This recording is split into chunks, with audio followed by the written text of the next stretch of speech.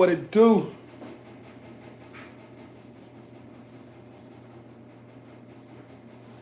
Be with you. We'll discuss a couple of points. We'll take some questions later if you'd like. I'm sure you might have one or two. I'd be shocked if you didn't. I'd be very impressed. But I'm honored to welcome one of the most accomplished business leaders of our time, the founder and CEO of SoftBank, everybody knows, Masayoshi Son. Masa runs one of the largest companies in Japan and among the most successful investment and technology companies anywhere in the world, one of the most successful investors in the world. And we've just concluded a very productive meeting, and today I'm thrilled to announce that SoftBank will be investing $100 billion in America, creating 100,000 American jobs at a minimum. And he's doing this because he feels very optimistic about our country since the election. And many other people are also coming in with tremendous amounts of money.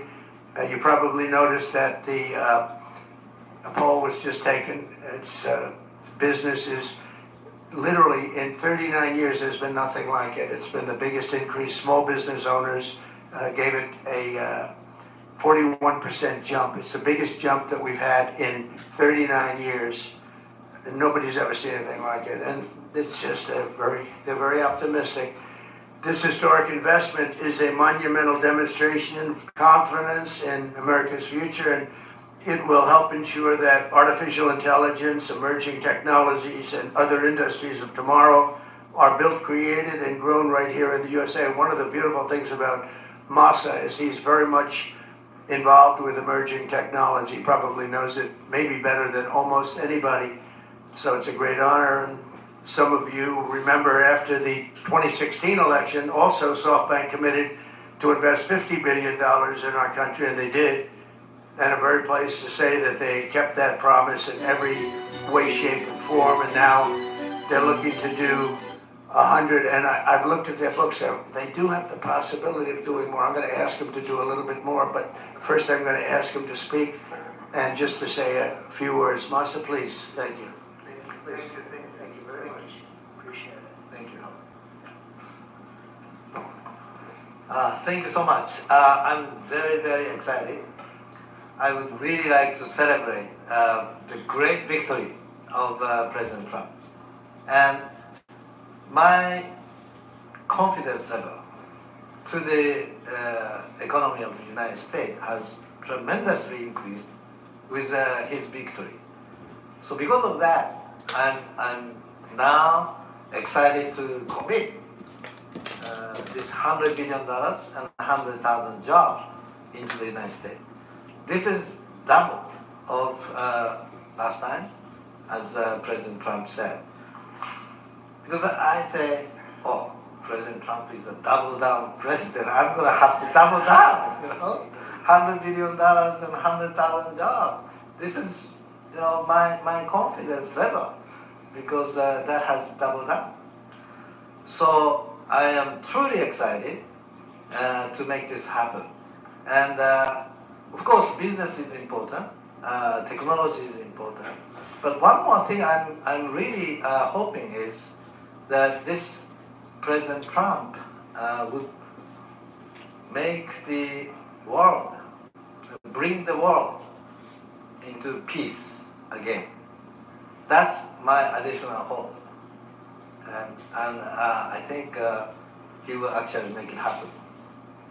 So anyway, I'm excited to go, and we were discussing, and President Trump said, Masa, double that is not enough. Maybe, go for more, right? That's all right. I'm going to ask him right now, will you make it $200 billion instead of he can actually, believe it or not, he can actually afford to do that.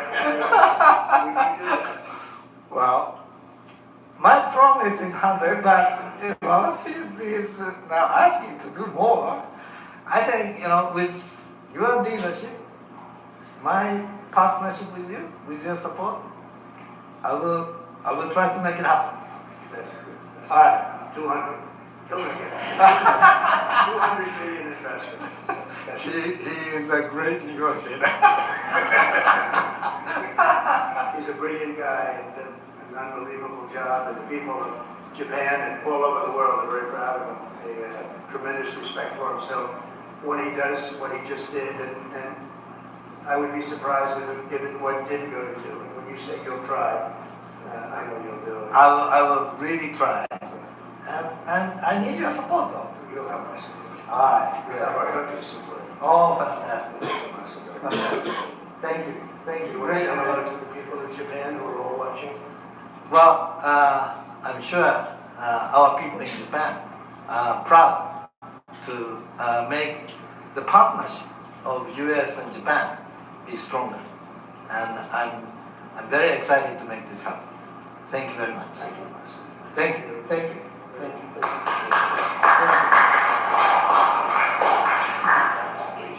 Thank you.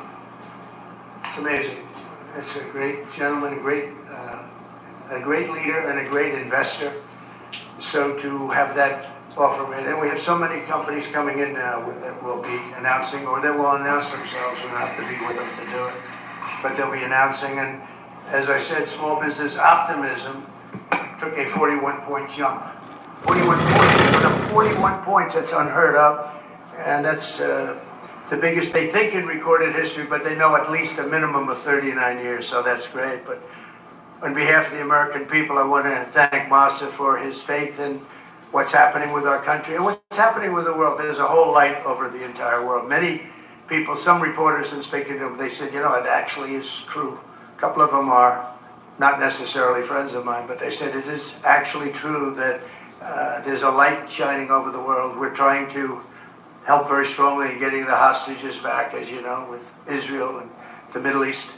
We're working very much on that. We're trying to get the war stopped, that horrible war that's going on in Ukraine, Russia, Ukraine.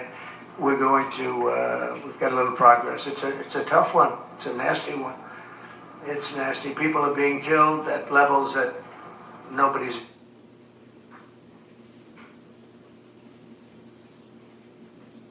ever seen. It's very level fields, and the only thing that stops a bullet is a body, a human body. And the number of soldiers that are being killed on both sides is astronomical. I've never seen anything like it. And rapidly, I get reports every week, and it's not even, it's like just going down. Nobody's seen anything like it. It's a very flat surface, a very flat land. That's why it's great farming land. It's the breadbasket for the world, actually. But it's very flat, and there's nothing to stop a bullet but a body. There's no protection, no nothing, and it's what's happening there is far worse than people are reporting for both sides. So we're going to do our best, and we've been doing our best, and we'll see what happens. But since the election, I've been working every day to put the world at ease a little bit, to get rid of the wars. We had no wars when I left office, and now it's the whole world is blowing up. But there's great optimism, and you saw that by SoftBank. Starting on day one, we'll implement a rapid series of bold reforms to restore our nation to full prosperity. We're going to go full prosperity and to build the greatest economy the world has ever seen, just as we had just a short time ago.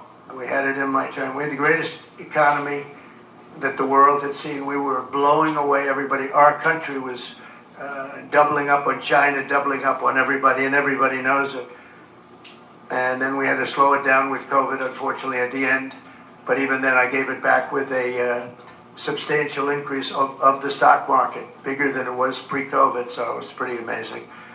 Already preparations are underway to slash massive numbers of job-killing regulations, eliminating 10 old regulations for every new one. You put a new regulation on, you have to get rid of 10, and we'll be able to do it. And that was about the percentage we had. We cut more regulations than any president has ever cut by far, actually, by approximately 5 times.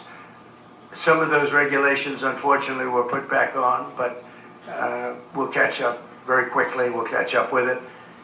One of the things I'd like to ask the Biden administration, as you probably heard, there are 2 events that took place. We're talking about a friendly takeover, a friendly transition, as they like to say. This is a friendly transition, and it is, but there are 2 events that took place that I think are very terrible.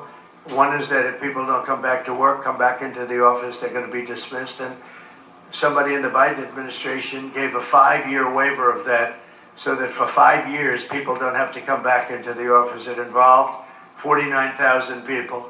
For 5 years, they don't have to go. They just signed this thing. It's ridiculous. So it was like a gift to a union, and we're going to obviously be in court to stop. But the other thing is really terrible. We spent a tremendous amount of money on building the wall. The wall was designed specifically by the Border Patrol because it's very hard to climb. They need to have see-through. They need it to be steel because you can't cut. It's very powerful steel. It's very hard steel. It's a special type of steel, but very, very hard to cut. Inside the steel, as you know, we pour concrete, and that's a grade 10 concrete, which is a very strong concrete, very as though you were building about a 60-story building. It's very powerful concrete. They've made tremendous technology advances in the word concrete. Who would think that? But I know that from the construction industry. Today, what you can do with concrete is incredible. So we have a very strong concrete. And then we have a rebar. We put rebar inside the concrete, and the rebar likewise is very hard to cut. So it's a very expensive process, very expensive wall. And then we put a anti-climb plate on the top. You saw that. And I didn't like the look of it, but then when I watched, we had people testing. We had mountain climbers actually testing, and they were not able to get over the anti-climb plate. So I said, all right, I guess we're going to put it on. That plate on top, which I never loved the look of it, but it works so unbelievably well. You have to do it. So we spent a lot of money on building it, and we have hundreds of miles that we put up. A lot of people don't realize, but we did 571 miles of wall. That's why we had such good records, in addition to the fact that Mexico helped us with their military. They kept people out, and they were actually very good under the past leader. But now we ordered an additional 200 miles of wall. It's very expensive, and now it's about double the price of what it would have been 6 years ago. And the administration is trying to sell it for 5 cents on the dollar, knowing that we're getting ready to put it up. And what they're doing is really an act. It's almost a criminal act. They know we're going to use it, and if we don't have it, we're going to have to rebuild it, and it'll cost double what it cost years ago, and that's hundreds of millions of dollars, because you're talking about a lot of wall. I built much more than I said I was going to build, but then after it was built, I said, we can do some more because it's sort of like water, people flow through. And that will pretty much really take care of it. And what happened is they just, as you see, they're trying to sell it for 5 cents on the dollar. And that's really, that has nothing to do with a smooth transition. That has to do with people really trying to stop our nation. And all it means really is that we're going to spend hundreds of millions of dollars more, not even talking about the time. Time would be pretty long. But we'll spend hundreds of millions of dollars more on building the same wall that we already have. And people have already come back to us that have deals at 5 cents and 4 cents, and one guy at 3 cents on the dollar, and they offered to sell it back to us at more money than it cost us to build substantially. Can you believe it? So they make a deal with the United States to buy it for pennies. And then they call us and they say, do you want to buy it back? We'll sell it back to you for hundreds of dollars a foot. Hundreds of dollars, from pennies to hundreds of dollars a foot. And we can't let this take place. Now we're going to go, I spoke with the Attorney General of Texas. I spoke to the senators of Texas. I spoke to a lot of people, and hopefully they'll be able to stop. We're going to be having a restraining order. But just think about how ridiculous it is. And this is just people that don't want this country to succeed. And this has nothing to do with Democrat or Republican. This has to do with common sense. We won on common sense, and this is maybe one of the most egregious examples I've seen. So the people that are buying it or trying to buy it are trying to make a deal with us to sell it back at hundreds of times more than we paid. And this is all because the Democrats. So I'm asking today Joe Biden to please stop selling the wall. We're going to use that to create a strong barrier, and it worked. That's why our numbers were so good. It really worked, and it worked well. And it's very expensive to do. And I'm asking Joe Biden to stop his people from giving it away. It's something that people can't even believe is happening. So hopefully Joe will be able to stop it. We'll soon unleash American energy, and this will be done at levels not seen before, issuing quick approvals for pipelines, drilling, and other infrastructure. It'll be clean energy, and we'll bring in the price of electricity, and we're going to bring it down fast. We're also going to create clean coal. Clean coal is something that has really taken over. We have coal that will last for over 1,000 years. We have so much coal. And with a process, it becomes clean coal. It's very powerful energy, unlike wind. It's very, very powerful. And we're going to be doing a lot of clean coal for the people of West Virginia and others, Wyoming, so many states. We have great states. And they'll be happy to hear it. But we're going to be very much into clean coal. I don't ever use the word coal. I use the word clean coal. And I'll keep my promise to pass historic tax cuts for American families, workers, and businesses that create jobs in America. As you know, we're giving tax cuts if they do it here. We brought it down from 44%, 42%. In some cases, it was 39%. We brought it all the way down to 21%. And now we're bringing it down to 15%, but only if they make their product, their car, or whatever they're doing in the United States and the U.S., and people are thrilled. I've had the smartest people in Wall Street call me. They said, "Where did you get that idea?" And it doesn't seem that complicated, right? But it's it's like the paperclip. Nobody ever thought of it. One guy thought of it. Everybody looked at it. They said, "Wow, that was a good idea. Why didn't I think of it?" But we're bringing it down 6 more points, and that will put us really at the best level we've ever had for bringing in business. We've never been down to that level. We'll be among the lowest taxed states, and a lot of businesses are going to come in. Between that and our taxing and tariff policies, we're going to have business like nobody's ever seen in this country before. That's why we're having a 41-year record in optimism from small businesses and big businesses. And I'll keep my promise to pass historic tax cuts for families, workers, and businesses that create jobs in America. Any business that invests $1 billion or more in the United States will be eligible for fully expedited permits and approvals, including environmental approvals from the federal government. So when companies come in, if they're going to invest $1 billion or more, and there'll be many of them, and they'll go into Detroit, and they'll go into a lot of places where we want them. You saw how well I did with the auto workers. We did unbelievably. You saw how well we did with the Teamsters, and also the non-union were record 98%, 97%. Nobody's ever got numbers like that because we're bringing business back, and they're all coming back. We lost them over years of stupidity, I call it. I call it the years of stupidity, the decades of stupidity. Through the Department of Government Efficiency, Elon Musk has been working very hard with various people, including Vivek.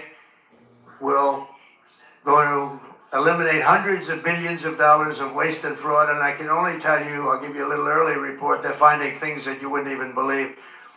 So we're looking to save maybe $2 trillion, and it'll have no impact. Actually, it'll make life better, but it'll have no impact on people. It's not like we will never cut Social Security, things like that. It's just waste, fraud, and abuse. And we'll immediately restore the sovereign borders of the United States and stop illegal immigration, which is costing us, I believe, trillions of dollars a year. I think it's a cost that nobody's ever seen anything like it.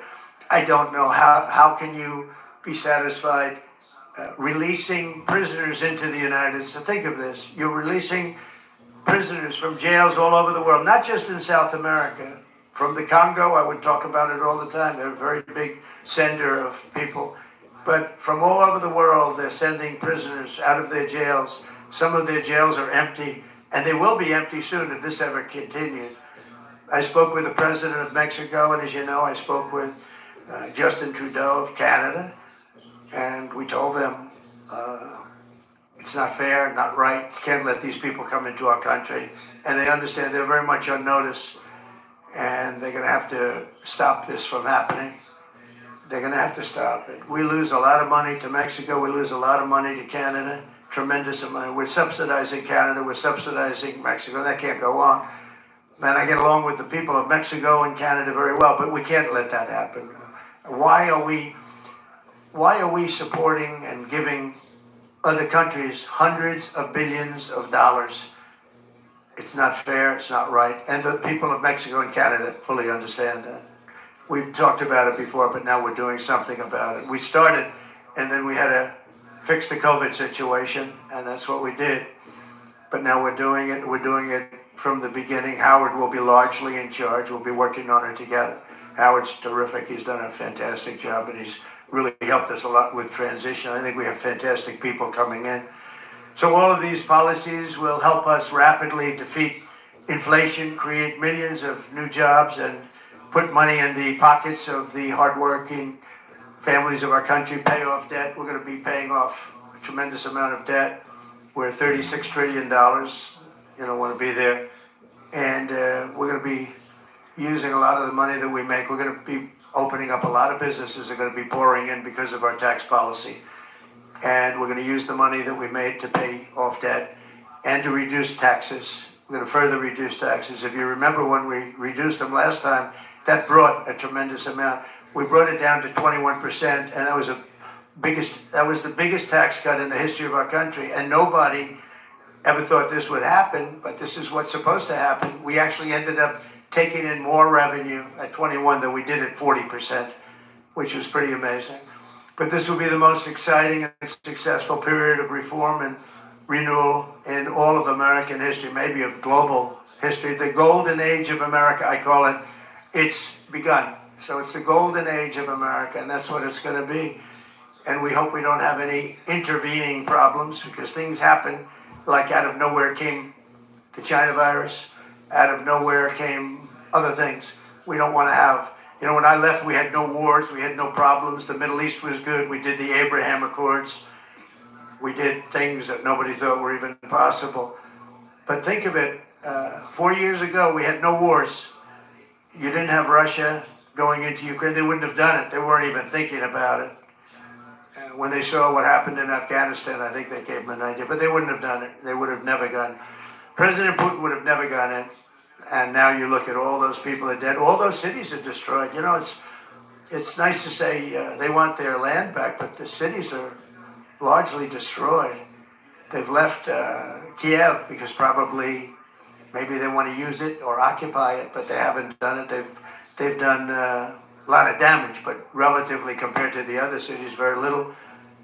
But many of those cities are gone. Those beautiful towers, those beautiful buildings that they had are now laying on their sides, destroyed, totally destroyed. The turrets and all of the magnificent 1,000-year-old, 2,000-year-old structures that were very strong are blown to smithereens. You look at some of those cities and not one building standing. So, when you say take over the country, take over what? Take over what? That's a 100-year rebuild. Take 100 years to rebuild it, and you can never have it the way it was. What a shame. It should have never happened. It would have never happened. If I were president, that war would have never happened. Nor would Israel have happened with the attack on Israel. So we're inheriting big challenges at home and all over the world. Again, we had no wars. We had no problems. We had no inflation. We had it less than 1%. Perfect number. And then we had inflation, the likes of which I don't believe the country's ever seen inflation like that. They say 38 years. I don't know. I think it's probably ever, but we're going to take care of all of it. We're going to get the prices down by energy. The energy is going to come in. We have more energy than anybody else. We're going to use it. We don't have to buy energy from Venezuela when we have 50 times more than they do. It's just insane what we're doing. So we will not rest until America is richer, safer, and stronger than it has ever been before. And we have a big head start. Last time we didn't. And last time we didn't know the people. We didn't know a lot of things. But by the time we got it up and going, it was incredible. Again, we built the greatest economy in history for that period of time. And we'll do it again. I believe substantially more so. Because we understand, number one, the people of Washington. I know them. I didn't know any of them virtually. I relied on other people for recommendations. Some were very good recommendations. We had some great people. Bob Lighthizer, I thought, was great. We had a lot of great people. And but we had some people that I wouldn't have used in retrospect, and now I know them better than anybody, better than they know themselves. So once again, I'd like to thank Masa for what he's done with that investment, which will end up being $200 billion, I believe. But I just want to thank him. He's just an outstanding man. When you have that kind of brain power wanting to invest in this country, and that's money that he can't invest elsewhere. So that's a big investment, but makes me feel very good. Makes me feel that we're absolutely on the right track. So thank you, Tomasa, and we'll take a couple of questions. Yeah, please. Jeff?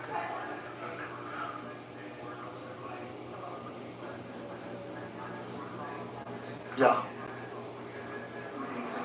Well, I'm not going to comment on the Putin question, but I will comment on Bibi.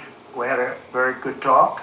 We discussed what is going to happen, and I'll be very available on January 20th, and we'll see. As you know, I gave warning that if these hostages aren't back home by that date, all hell's going to break out, and very strong. But we generally just discussed, I asked him, where are things? Mike Waltz they're doing a great job, by the way. Everybody is very happy. I think he's doing a fantastic job. But he was very much involved in the call. But it was a recap call more than anything else. President, are you planning to stop the ban on TikTok next month? Who? How do you plan to stop the ban on TikTok next month? We'll take a look at TikTok. You know, I have a warm spot in my heart for TikTok because I won youth by 34 points. And there are those that say that TikTok has something to do with that. Now, Joe Rogan did, and some of the other people that were recommended by my son Barron, he knew names. I said, who is that? Tell me, who's that? Dad, you gotta be kidding. I can't believe you don't know. And I did those interviews, and it was actually sort of cute. Do you want to know the truth? But we did them, and that had an impact. But TikTok had an impact, and so we're taking a look at it. But, you know, we won youth. Republicans are always 30 points down in youth. I don't know why, but we ended up finishing. There was one poll that showed us down about 30. We were 35 or 36 points up with young people. So I have a little bit of a warm spot in my heart, I'll be honest. Yes, President. Are you entertaining the idea of preemptive strikes against Iran's nuclear facilities? Against Iran's nuclear Well, I facilities? can't do that. I mean, it's a wonderful question, but am I going to do preemptive strikes? Why would I say that? Can you imagine? If I said yes or no, you'd say, that was strange that he answered that way. Am I going to do preemptive strikes on Iran? Is that a serious question? How could I answer a question like that? Say it. Support of Israeli strikes on Iran's How could I tell you a thing like that now? It's just so, you don't talk about that before something may or may not happen. You know, just, I don't want to insult you. I just think it's just not something that I would ever answer having to do with there or any other place in the world. President Trump. I ask just clearly, do you believe there's a connection between vaccines and autism? Do you believe there's a link? Well, I don't look. Right now, you have some very brilliant people looking at it. I had dinner the other night with the head of Pfizer, the head of Eli Lilly, and RFK, as you know, and Oz. And we had, and other people within the administration that are involved, the medical. And we're looking to find out, you know, if you look at autism, so 30 years ago we had, I've heard numbers of like 1 in 200,000, 1 in 100,000. And now I'm hearing numbers of 1 in 100. So something's wrong. There's something wrong. And we're going to find out about it. What about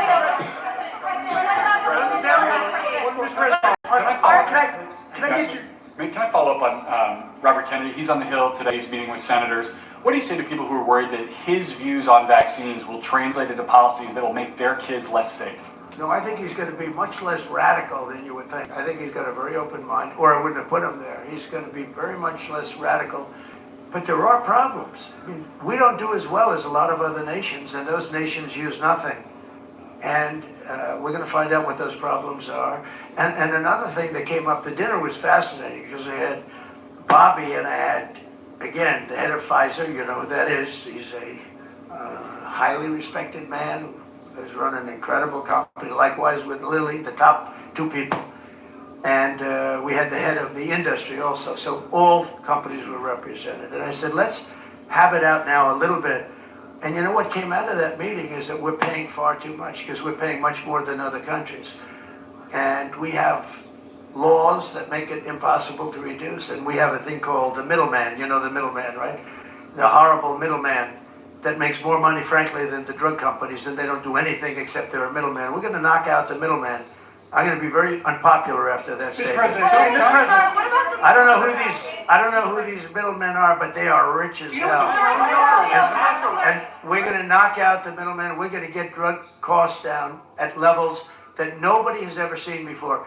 And that really, I tell you, we spent more time talking about that with Bobby and with the executives and Oz, all of them. We spent more time talking about that than anything else. Thanks, Sir President Trump. What about the polio vaccine? There's still time to gift Whoop. Get 10% off when you shop now.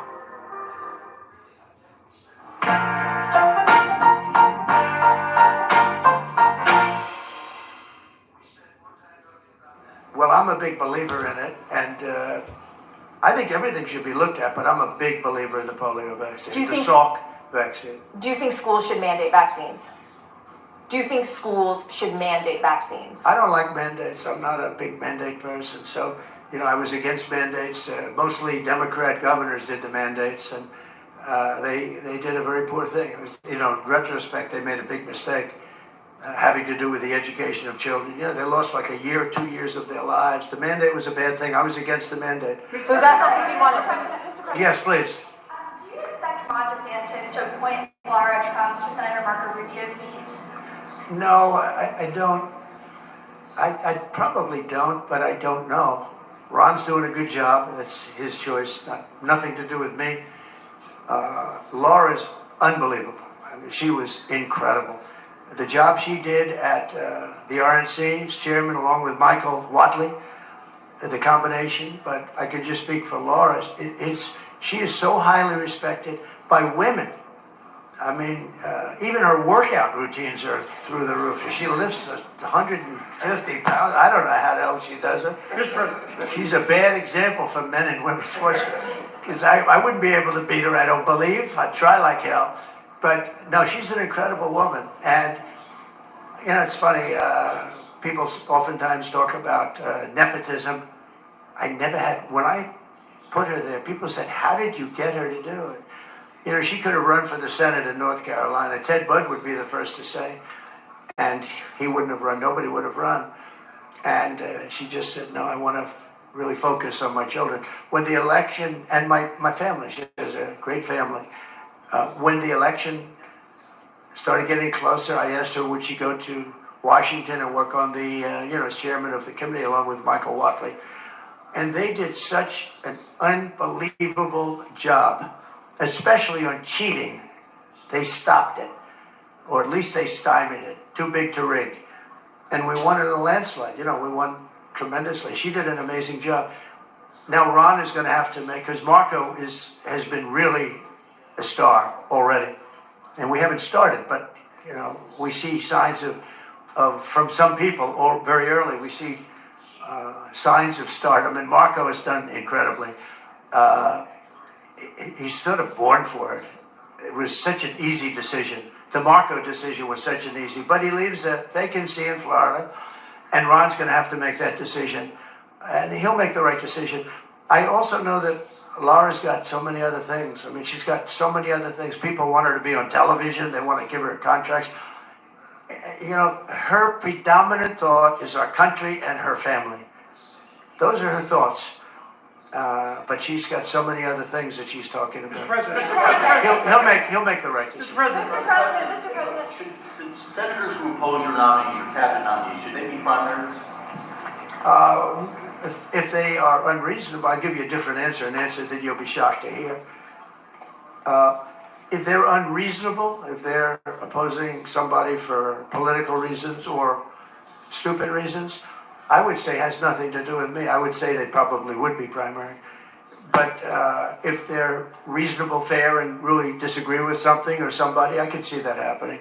But I do believe that if they're I think we have great people. I think we have a great group of people. Pam has been unbelievably received. You take a look, Pam Bondi. So many have been just unbelievably received. I think Pete Hegseth is making tremendous strides over the last week. He's going to be great. Look, he went to Princeton, he went to Harvard, he was a great student there, but he really was, from the first day I met him, all he wanted to talk about was military. He's just a military guy. I think it's a natural. This was my idea. And you know, Pete Hegseth gave up a lot because he was going big places in Fox, big places, a lot of money. And he didn't even hesitate. When I said, do you want to do this? He said, absolutely. I said, you know, if it doesn't work out, you'll never have the opportunity that you have right now in terms of the world of entertainment or business, whatever you want to call it. You'll never have that opportunity again. In fact, it could be just the opposite because it's nasty out there. He said, I don't care. I have to do it for my country. He gave up a tremendous amount. If this didn't work, it would be a tragedy. Because, but that's what he loves. He loves the military. I never talked to him about anything else. He'd talk about the military. He'd come to see me about a soldier that was unfairly treated, and could I help? That's the only thing I virtually ever talked to him about. And I always remembered it. I've seen him many times, and I don't think I've ever had a subject on anything other than military with him. That's where his love is. And he didn't say, well, I'd like to think about it. I'd like to talk to my family. He said, not even a contest. And you know, he was going through the roof over there. He was doing great. They have the #1 show that Saturday and Sunday with Will and Rachel. That was great chemistry. And if this didn't work out for him, it would be actually sort of tragic. Yeah. Would you consider pardoning Eric Adams? Yeah, I would. Yeah. I think that he was treated pretty unfairly. Now, I haven't seen the gravity of it all, but it seems, you know, like being upgraded in an airplane many years ago. I know probably everybody here has been upgraded. They see you're all stars, and they say, I want to upgrade that person from NBC. I'm going to upgrade him. And that would mean you'll spend the rest of your life in prison. I don't know. Somehow, I'd have to see it because I don't know the facts. I think he was treated, you know, it's very interesting. When he essentially went against what was happening with the migrants coming in. And, you know, he made some pretty strong statements like, this is not sustainable. I said, you know what, he'll be indicted soon. And I said it, not as a prediction, a little bit lightheartedly, but I said it. I said, he's going to be indicted. And a few months later, he got indicted. So, yeah, I would certainly look at it. Yes. Mr. President, can I ask you a question about the drones? Pulling them when you get to office, or will you be? Well, you know, we had 5,000 troops along the border, and I asked a couple of generals, so... I get it if y'all think the states have been neglecting you, but with this new program, they're actually coming in clutch a whopping 6,400. Ladies and gentlemen, please welcome President-elect Donald J. Trump, First Lady Melania Trump, and the Trump...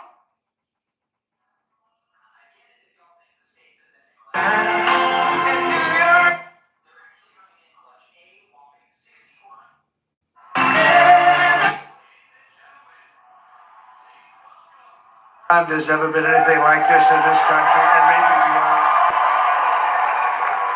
And now it's going to reach a new level of importance because we're going to help our country heal. We're going to help our country heal. We have a country that needs help, and it needs help very badly. We're going to fix our borders. We're going to fix everything about our country. And we made history for a reason tonight, and the reason is going to be just that. We overcame obstacles that nobody thought possible, and it is now clear that we've achieved the most incredible political thing. Look what happened. Is this crazy?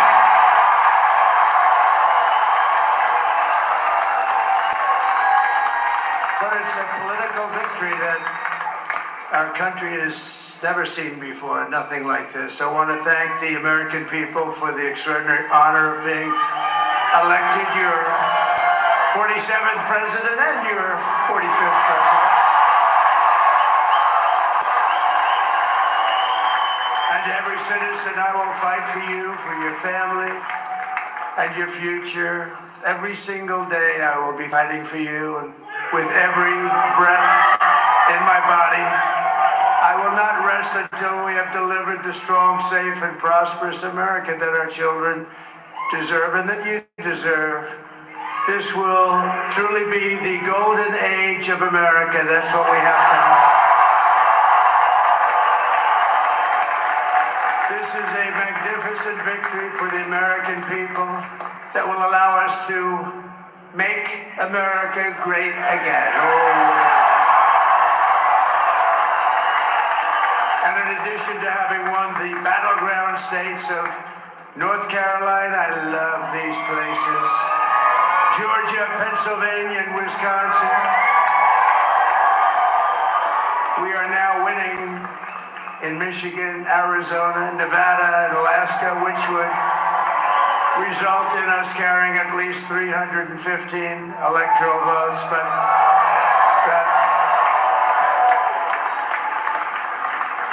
it's much easier doing what the networks did or whoever called it, because there was no other path. There was no other path to victory. We also have won the popular vote. That was great.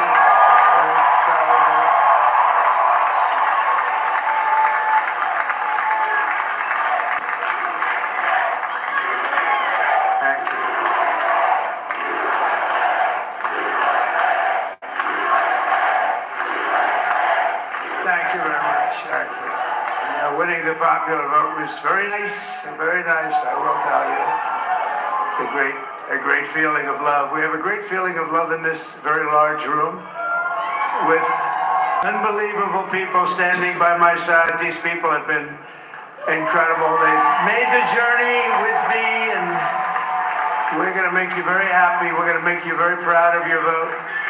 I hope that you're going to be looking back someday and say that was one of the truly important moments of my life when I voted for this group of people beyond the president, this group of great people.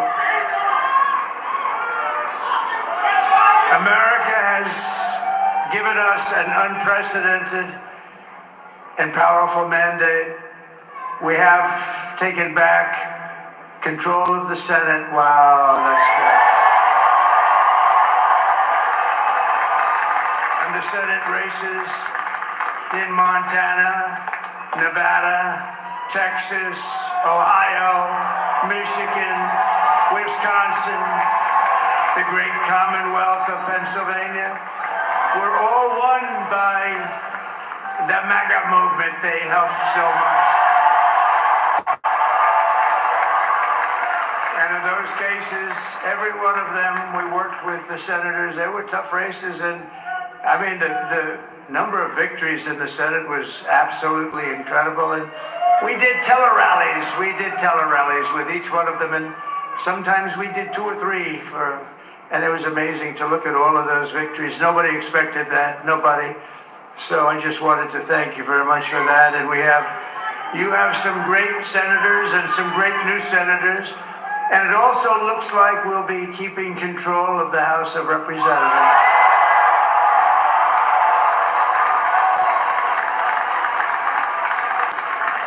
And I want to thank Mike Johnson. I think he's doing a terrific job. I want to also thank my beautiful wife, Melania, First Lady.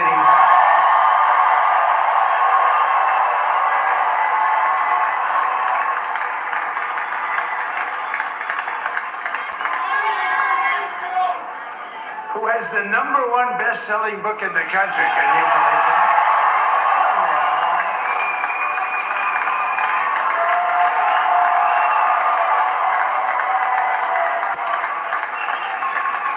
No, she's done a great job, works very hard to help people. So I just want to thank her, but I want to thank my whole family. my amazing children, and they are amazing children. And we all think our children are amazing. Everybody here thinks their children are amazing, but that's a good thing when you think they are. But Don, Eric, Ivanka, Tiffany, Barron, Laura, Jared, Kimberly, Michael, thank you all. What a help. What a great.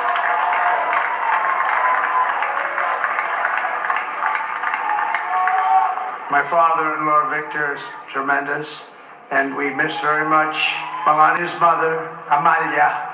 We miss Amalia, don't we, huh? She would be very happy right now, standing on this stage. She'd be so proud. She was a great woman, that one. Beautiful inside and out. She was a great woman. I want to be the first to congratulate our great, now I can say, Vice President-elect of the United States.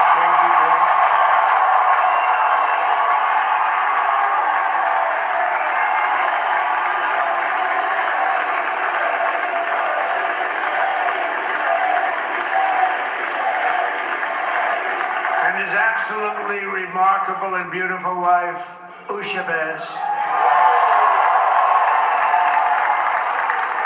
And he's a feisty guy, isn't he? You know, I've said, go into the enemy camp, and you know the enemy camp is certain networks, and a lot of people don't like to, sir, do I have to do that? He just goes, okay, which one, CNN, MSDNC? He'll say, all right, thank you very much. He actually looks like, he's like the only guy I've ever seen, he really looks forward to it, and then he just goes and absolutely obliterates them. Say a couple of words.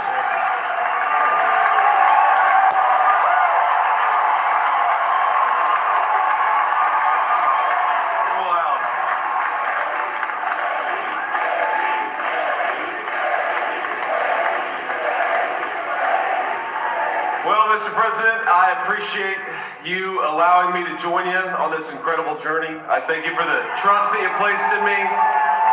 And I think that we just witnessed the greatest political comeback in the history of the United States of America.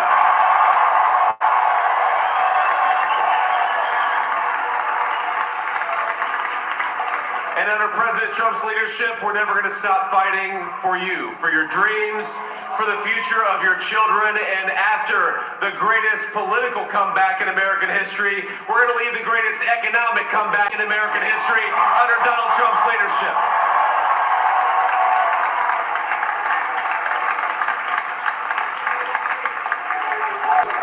Thank you very much.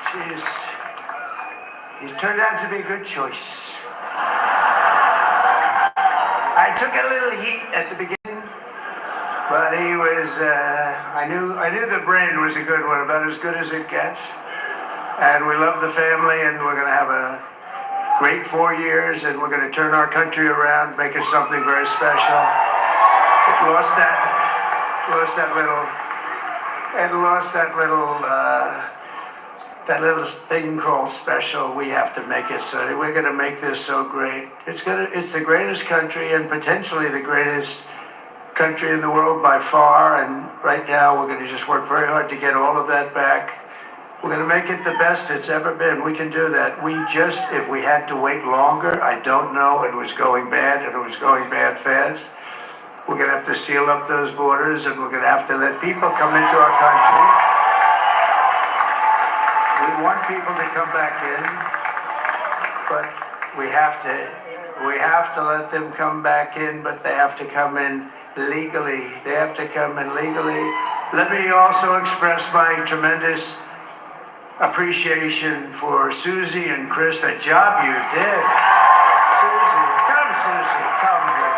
Come here, Susie. Chris, come here, Chris. Susie likes to stay sort of in the back, let me tell you. The ice maiden, we call her the ice maiden, right? Chris, come here, Chris. Susie likes to stay in the background. She's not in the background. This wasn't expected, but I just want to thank, obviously, President Trump for this journey. It was a great one, and he's a hell of a candidate.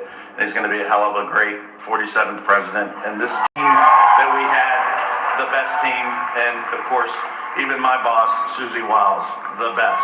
Thank you. Thank you, and thank you, Susie. Look at her, she's shot. I've never seen her be shot before. Susie, they're great. Everybody up here is great. Everybody up here is very special. But the Trump, who did you say? Oh, let me tell you, we have a new star. A star is born, Elon. Now he is.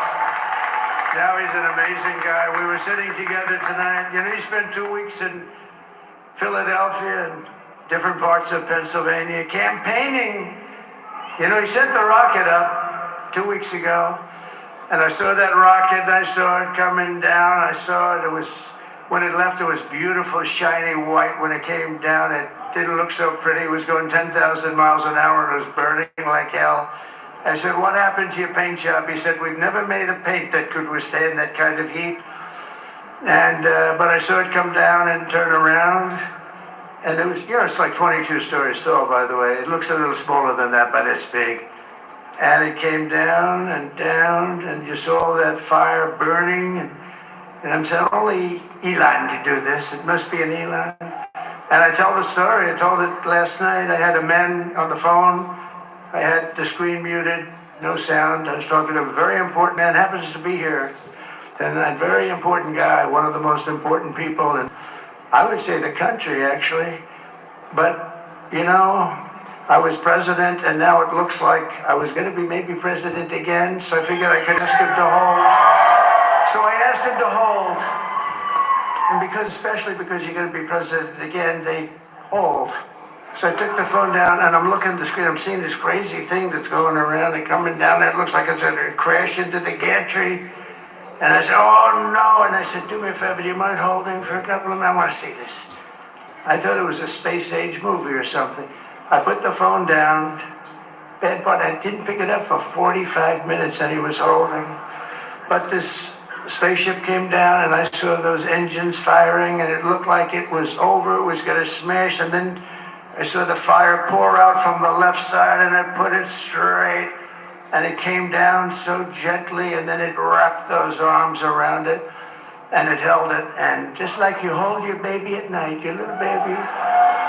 And it was a beautiful thing to see, and I called Elon. I said, Elon, was that you? He said, yes, it was. I said, who else can do that? Can Russia do it? No. Can China do it? No.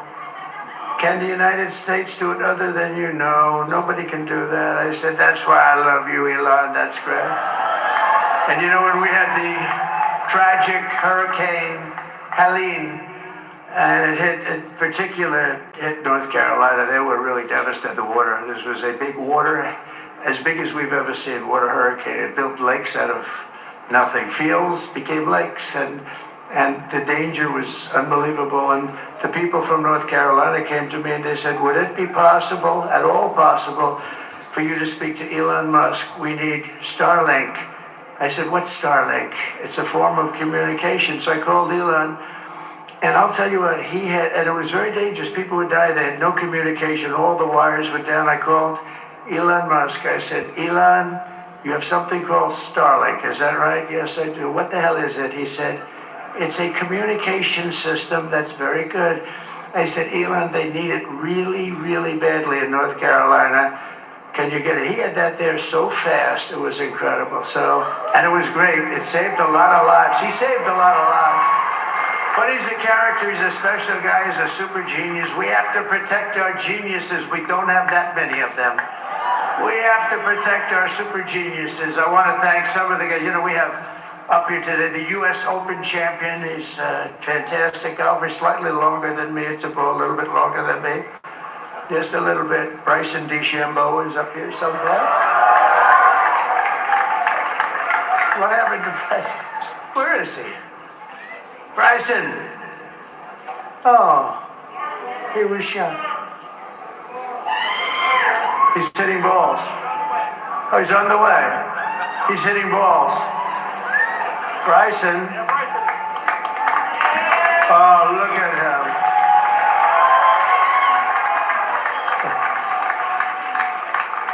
He's got a great career going. Great U.S. Open, Bryson. That's a fantastic job. And we also have a man, Dana White, who has done some job.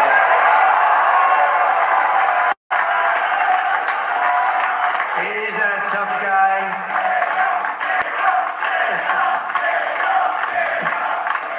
So Dana started UFC and came to me, do you mind if I use your, nobody wanted to give him a rinse because they said it's a rough sport, a little rough. And I helped him out a little bit, and I went, and I said, this is the roughest sport I've ever seen, but I began to like it, and he loved it, and nobody's done a better job in sports. And you know, he's a very motivational kind of a guy, what he does. He gets these fighters, and they really go at it, and it's become one of the most successful sports enterprises anywhere at any time. It's doing so well. I'd like to ask Dana just to say a couple of words, because people love to hear from him.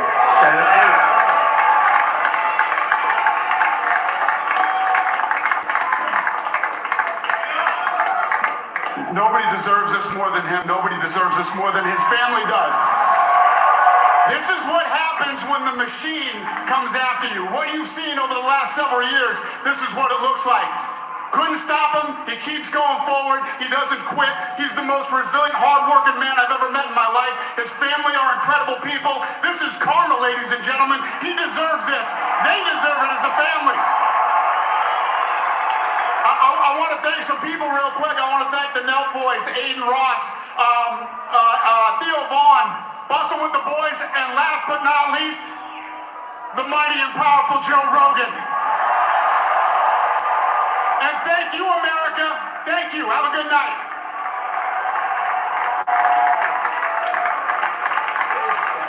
That is a piece of work. No, he's really an amazing guy. But most of all, I want to thank the millions of hardworking Americans across the nation who have always been the heart and soul of this really great movement. We've been through so much together, and today you showed up in record numbers to deliver a victory like really, probably like no other. This was something special, and we're gonna pay you back. We're gonna do the best job. We're gonna turn it around. It's got to be turned around. It's got to be turned around fast, and we're gonna turn it around. We're gonna do it in every way, with so many ways, but we're gonna do it in every way. This will forever be remembered as the day the American people regained control of their country.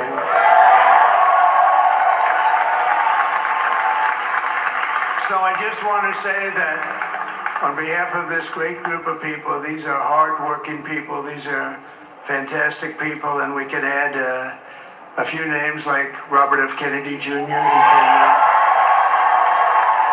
he's going to help make America healthy again.